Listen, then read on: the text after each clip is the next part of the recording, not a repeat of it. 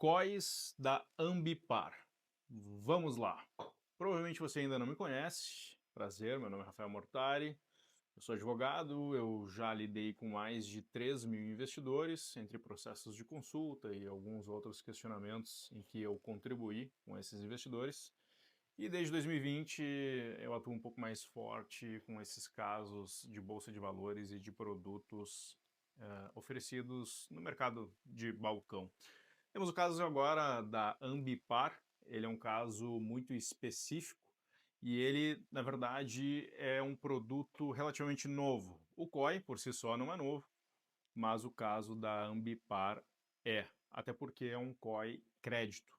Ele é um pouco diferente dos outros COIs e, para isso, eu vou pedir a licença de vocês, vou usar aqui o meu recurso para mostrar algumas informações, porque eu acredito que a gente tem que resgatar um pouco o que é o COI, quais são os estudos que são feitos em relação a este tipo de produto, até a gente chegar no COI crédito da Ambipar, esse COI da Braskem também, tudo uma questão de risco de crédito.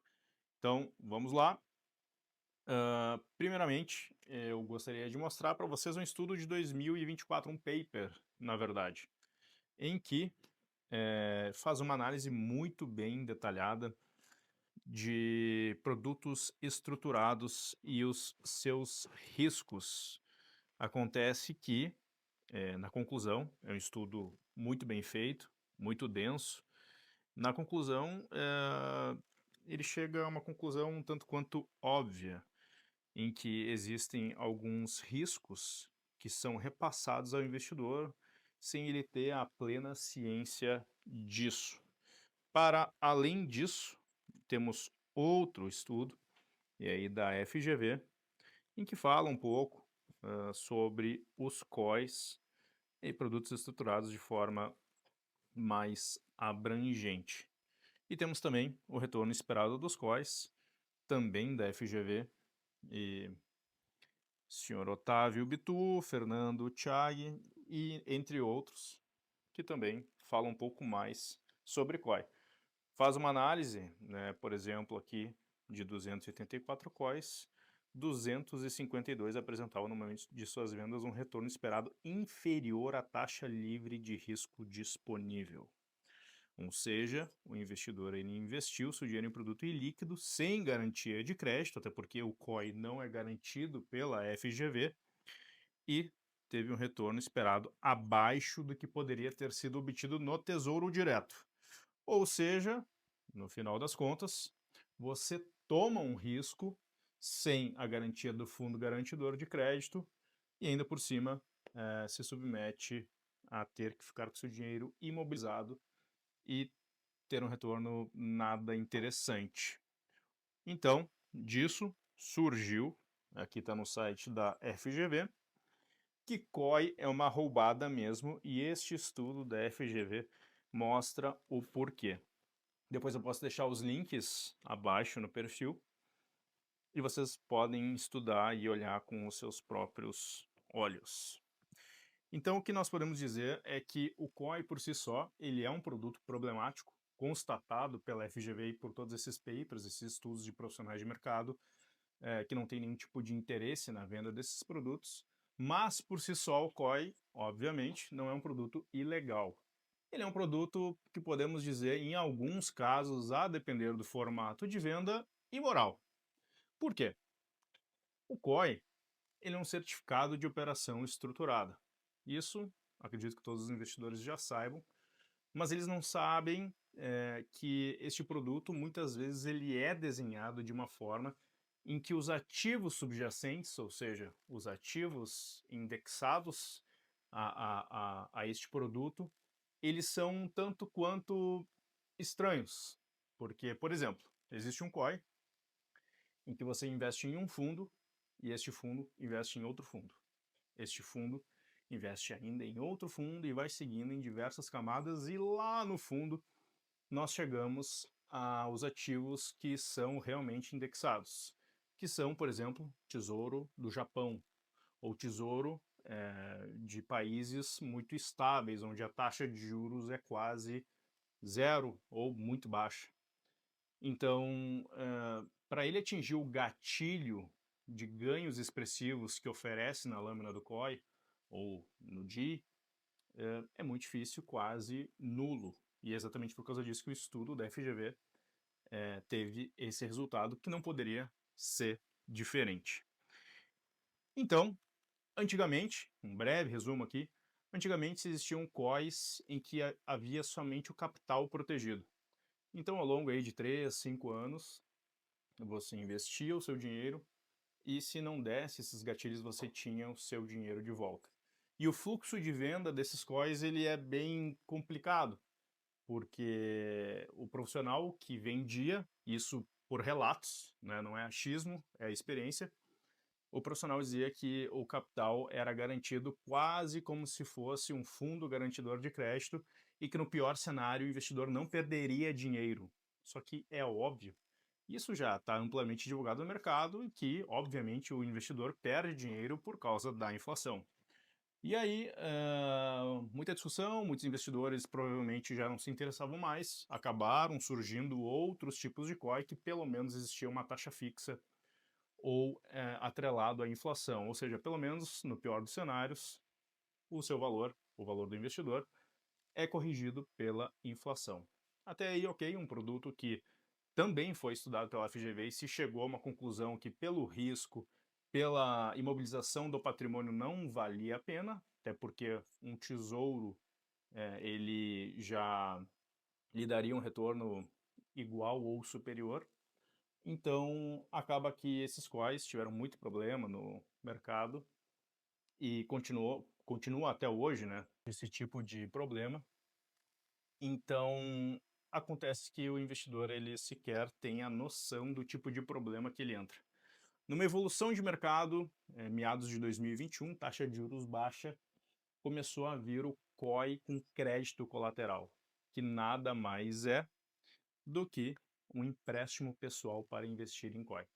Eu não vou entrar de forma profunda neste caso ou nesse tipo de situação, né, de uma venda praticamente casada entre um empréstimo e um produto, até porque eu entendo que é irregular, mas acabou que o fluxo de venda, neste caso, de maus profissionais, foi que você iria contrair ou iria fazer uma alavancagem por um valor muito baixo, afinal, a taxa de juros lá, é, quase a menor taxa de juros dos últimos anos, né, 4%.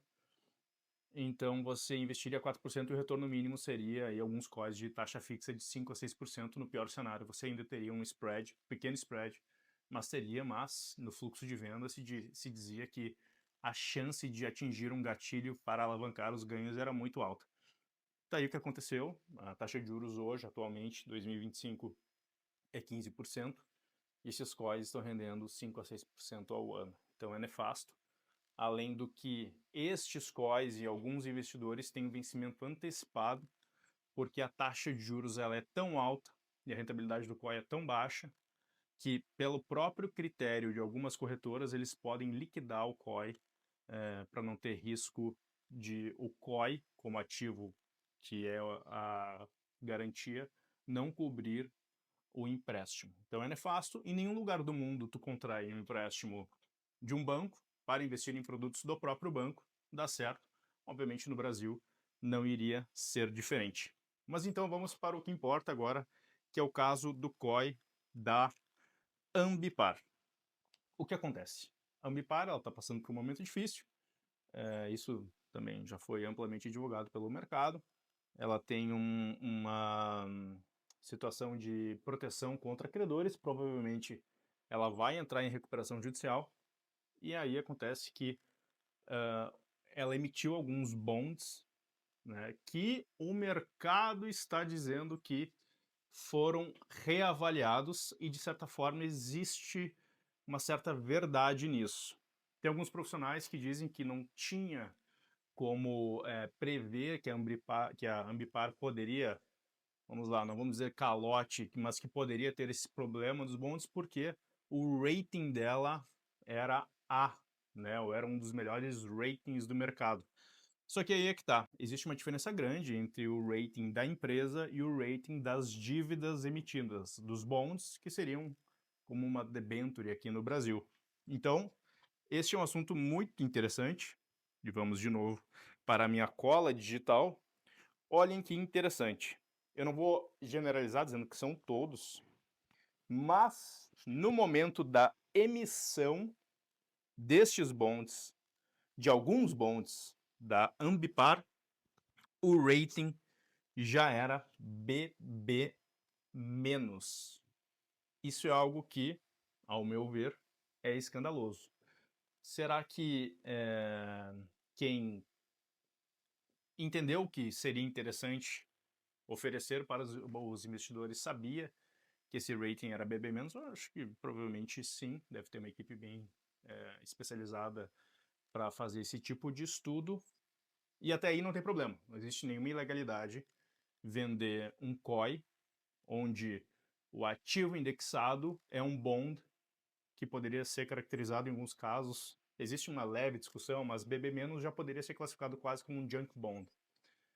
Então, será que no fluxo de venda deste COI, especificamente da Ambipar agora, quem vendeu disse que era um COI, que o ativo subjacente, ou ativo indexado, era um bond com um rating de possível junk bond? Será que o risco-retorno ele era tão alto assim, tão interessante? Existem vários bonds, eu não vou generalizar porque até eu não tive ainda acesso a todos os COIs que foram emitidos de Ambipar, esses COI crédito. Mas dos poucos que eu tive acesso, o rating deste COI já era BB-.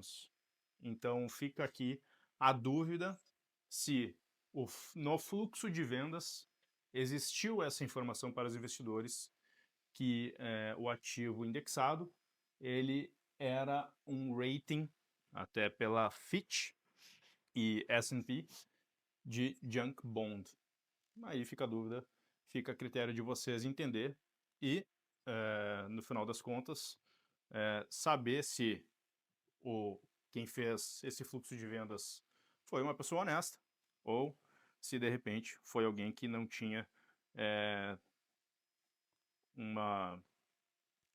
uma ideia tão positiva assim e pensou somente no comissionamento. Novamente, não é ilegal, não existe um ilícito em o ativo ser classificado como BB-, C abaixo, até porque agora ele foi reclassificado e ele está ainda mais baixo. Mas no momento da emissão dele, a classificação já era BB-. Para a pessoa, para o investidor, no caso, né, de Ambipar ou de qualquer tipo de produto, seja o COI da Ambipar, seja outros tipos de produto, ter razão ou ter chance de discutir algo, obviamente que depende muito do fluxo de vendas e da informação que ela teve. Né? Então, se estivéssemos falando de produtos ilegais, estaríamos falando de casos de polícia, que não é este o caso. O caso é o produto, conforme estudo da FGV, não sou eu que estou falando, são os estudos e os papers que eu acabei de mostrar, que eu vou deixar na descrição aqui do vídeo. Eles referem que produtos estruturados neste formato, especificamente os COIs, o risco-retorno ele não é interessante para o investidor. Mas fica aqui o alerta e fica aqui o questionamento se este COI da Ambipar especificamente, ou alguns COIs da Ambipar, se no fluxo de vendas foi informado que o rating do ativo ele não era AA, por quê? Eu tenho algumas informações, né, que no fluxo de vendas de alguns casos, o profissional que vendeu informou que era um ativo muito bom, inclusive alguns informando de forma equivocada que o capital era protegido e não é. Isto sim, existe uma ilegalidade na venda, né? Eu entendo que essa venda ela merece uma revisão, mas nos que não prometeram, ao menos o capital garantido, será que informaram para o investidor final que existia esse risco de crédito e o risco do investidor investir, por exemplo, 100 mil reais e receber, como recebeu hoje em alguns casos, 6%? Então está aí, fica o alerta. Se você tem COI de Ambipar e quiser me encaminhar, posso dar uma olhada, né? De repente pode ser algum COI que era algum rating diferente no momento da emissão, e aí sim precisa entender como é que foi o fluxo de vendas, mas existem sim alguns COIs em que o rating já era classificado como BB- no momento da emissão das debêntures. Tá ok? Obrigado pela atenção e até a próxima.